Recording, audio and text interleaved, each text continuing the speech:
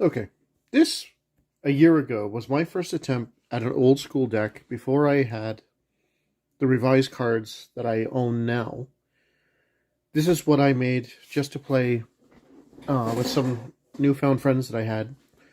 I wanted to show, like, basically what the deck was built around was I wanted to do Black Knights, White Knights, Cinder Vampires, and Sarah Angels.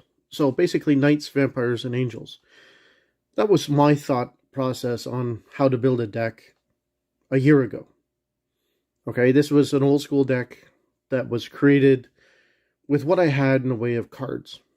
So I started out, I'm going, okay, well, let's put 4 Black Knights in the deck. I didn't think I had to have them whiteboarded and revised or 4th edition or something like that back then. I was just thinking, oh, it's an old school deck. If it's a revised base card, then it's a revised card that I could just use a reprint. So what I did was I went forth and I made, okay, 2 different colors. There. So we've got our Black Knights, White Knights. No problem. Then I threw in some flyers. So I decided, okay, later in the game we could put out some Cinder Vampires and maybe some Sarah Angels. Then we had some Sorceress Queens thrown in here, so tap it and turn the target creature becomes a 0/2. Unless it has some sort of enchantments on it, it's going to be a 0/2. It's not going to hurt you as much as that. Here's some quick lions that we can throw in there just as a 1-drop, and it's a 2/1. They're good for start of a game, and that sense to do some damage if you can. Then you've got your defensive spells. You've got Swords to Plowshare. The only problem is they gain the life equal to the creature's power, so it's an issue. But in the beginning of the game, if you want to get rid of their creatures off their board, doing something like this, swords off the board, is good. Balance is always good in a deck. Each player sacrifices enough land equal to the lands of all players control. The player who controls the fewest land cannot sacrifice in this way. So if you're running a deck that you're running into mana problems, running a balance is good. All players then equalize the cards in their hand and the creatures in the same way. It's good. If you're basically, you have no creatures out because you're struggling, maybe you drew the 2 Cinder Vampires and a Sarah Angel at the beginning part of the game, and they're basically playing a goblin deck or something like that, where they've got a bunch of 1/1 creatures out there and they're just slowly killing you. Balance is always good. Something like the Ornithopter. It's a 0-drop. There's no casting cost to it. It's a 0/2 creature. It's a good for a blocker, or if you decide to enchant the creature, give it a +2/+1, then it becomes a flying 2/3 creature. If you decide to enchant it with like Unholy Strength, or so I've got Unholy Strength in here to bump up my creatures. Yeah, and Howl from Beyond is if you can sneak past say the Ornithopter, and they're going to think, well, why is he attacking me with a 0/2? And they decide not to block it, and then you go, oh, I'm going to do Howl from Beyond on it. It gives power X +0. And you could do some serious damage if they're not paying attention, especially with say you have a Soul Ring out and that sort of thing. That's 2 points of damage right there. Then you get some disenchants, just to get rid of artifacts or enchantments that are hurting you. Things like Black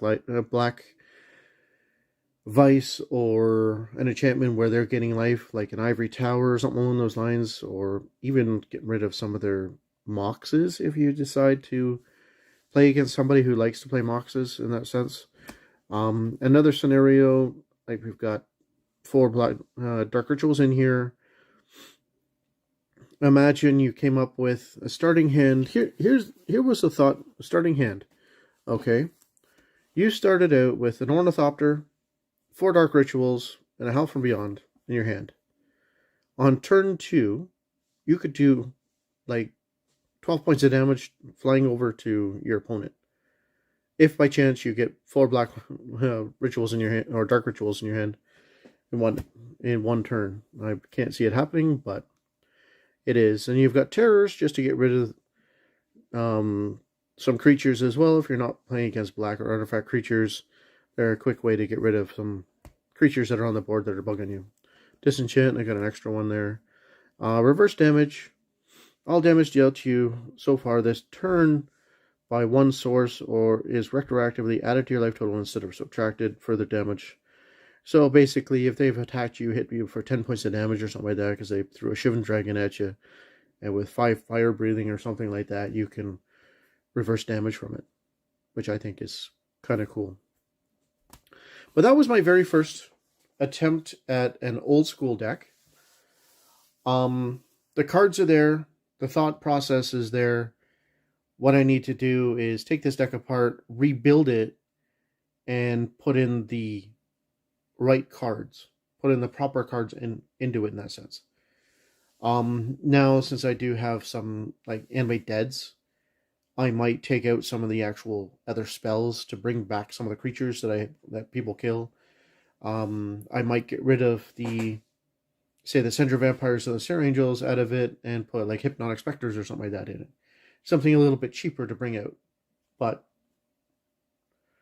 if you got any deck ideas or comments that you'd like to add to this simple deck idea that I've created a year ago, first deck that I've made since I got back into Magic.